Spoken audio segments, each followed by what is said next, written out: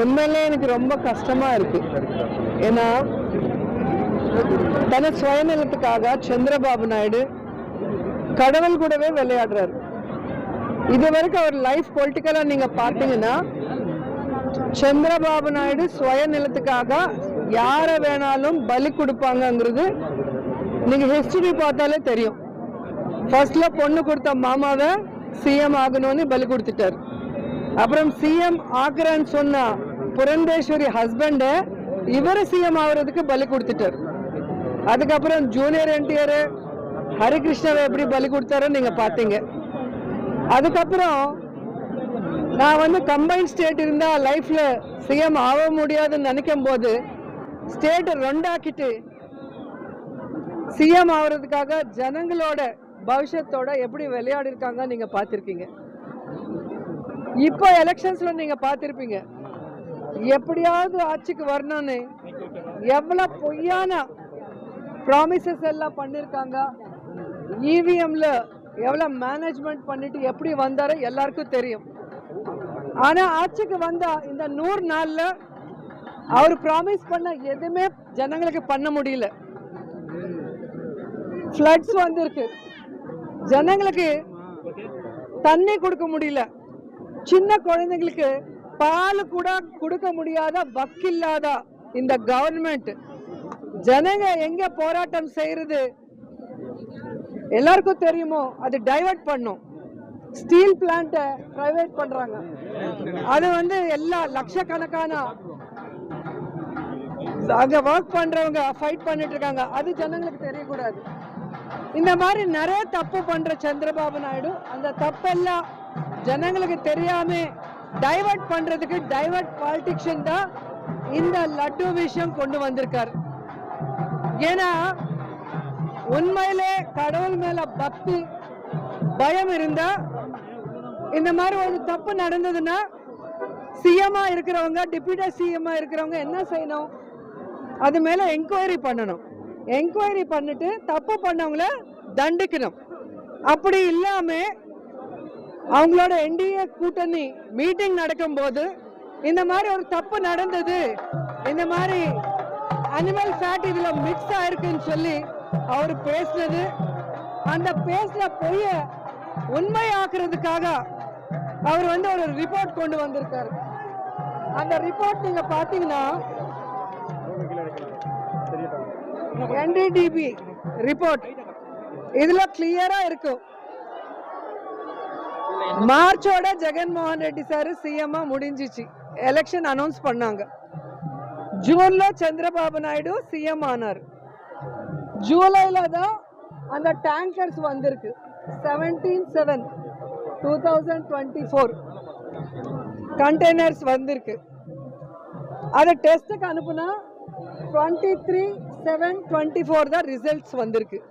அந்த 23 அன்னைக்கே Tirumala EO Shamal Rao press meet வச்சுட்டு இதுல வனஸ்பதி வெஜிடபிள் ஃபேட் மிக்ஸ் ஆனதுனால 8 கண்டெய்னர்ல 4 நல்லா இருக்கு உள்ள அனுப்பணும், 4 கண்டெய்னர்ல வனஸ்பதிக்கு வெஜிடபிள் ஆயில் மிக்ஸ் ஆனதுனால ரிஜெக்ட் பண்ணிட்டோம், யூஸ் பண்ணலான்னு கிளியரா ஒரு ஈஓ சொல்லியிருக்காங்க.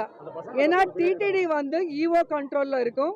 ஈஓல சேர்மன் கமிட்டி தான் அதுல மெயின் போர்ஷன். அதுல கவர்மெண்ட் இன்வால்மெண்ட் ஒன்றும் இருக்காது. ஸோ கிளியர் கட்டா வந்தது. நீங்க சிஎம்ஆ இருக்கும் போது சந்திரபாபு நாயுடு கண்டெய்னர் வந்தது, சாம்பிள் எடுத்தது, ரிப்போர்ட் வந்தது, எல்லாமே உங்க கவர்மெண்ட்ல தப்பு நடக்கலாம், அது யூஸ் பண்ணல, அது வெஜிடபிள் ஆயில்னு ஈஓ சொல்லிருக்காங்க. ஆனா நீங்க ஜெகன்மோகன் ரெட்டி பொலிட்டிக்கலா ஜீரோ ஆக்கணும்னு ஒரு ராங் இன்டென்ஷனோட நீங்க பேசுனது இந்த ரிப்போர்ட்ல டேட்டோட வெளியே வந்துருச்சு. ஸோ அதனால நீங்க தப்பு பண்ணது பேக் ஃபயர் ஆனது உங்களுக்கு தெரிஞ்சதுனால நீ சைடுக்கு ஒதுங்கிட்ட. உன்னோட டைரக்ஷன்ல ஹீரோ பவன் கல்யாண் முன்னுக்கு வந்திருக்காரு. ஏன்னா சந்திரபாபு நாயுடுக்கு எப்பவுமே கடவுள்னா பக்தி இல்ல, பயம் இல்ல.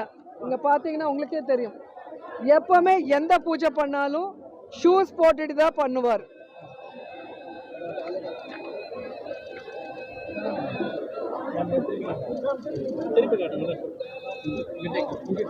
எந்த பூஜை பண்ணாலும் ஷூஸ் போட்டுட்டு தான் பண்ணுவார்.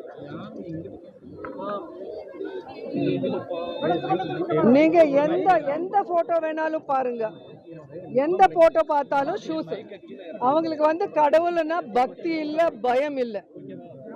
ஸோ ஒரு வாட்டி உங்களுக்கே தெரியும், வெய்யிக்கால மண்டபம் திருமலையில அவர் டெஸ்ட்ராய் பண்ணதுனால அதே திருமலையில பாம் பிளாஸ்ட் ஆயிருக்கு. ஸோ கடவுள் பனிஷ்மெண்ட் கொடுத்தார். ஆனாலும் புத்தி வராம மறுபடி தப்பு பண்ணிட்டு இருக்காரு. அவர் வந்து ஜெகன்மோகன் ரெட்டி டார்கெட் பண்றன்னு நினைக்கிறாரு.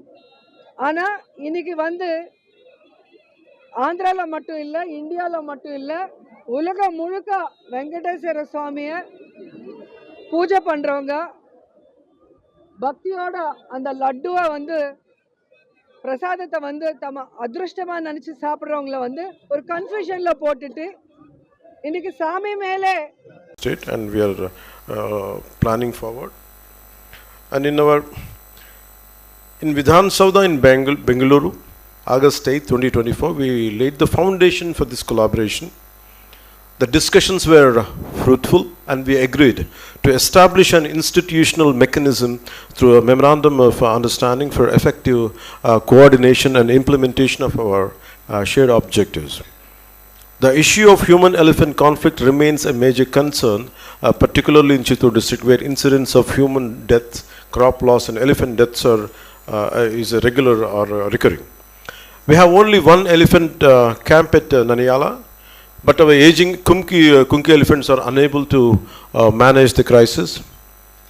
I would like to thank the Karnataka government for considering our request to provide additional Kunkis and training support to establish a new elephant camp.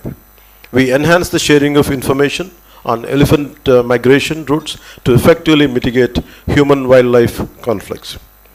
The implementation of the advanced alert system will facilitate real-time information dissemination to communities at risk, effectively safeguarding both people and wildlife from potential conflicts. We must also recognize the serious issue of red sandalwood smuggling on the state of Andhra Pradesh and the sandalwood smuggling challenges in Karnataka. Joint efforts in intelligence sharing and enforcement will help curb these illegal activities. The growing threat of wildlife poaching and trafficking in border areas is quite a pressing concern to all of us. Together, we can develop strategies to protect our wildlife, to protect our forests, and to protect our environment. I am particularly impressed by the innovative IT solutions developed by the Karnataka Forest Department. Just to bring it to your notice, once I came back here, I called all my other department, which is Panchayat Raj.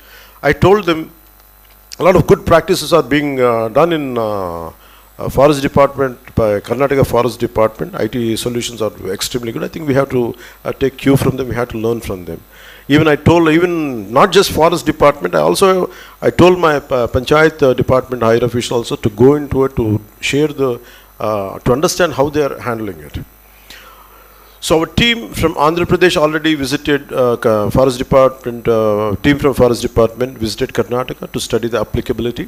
I appreciate Karnataka's willingness to share their software and expertise with us. Andhra Pradesh has successfully established 32 ecotourism centers and is set to add 5 more this year.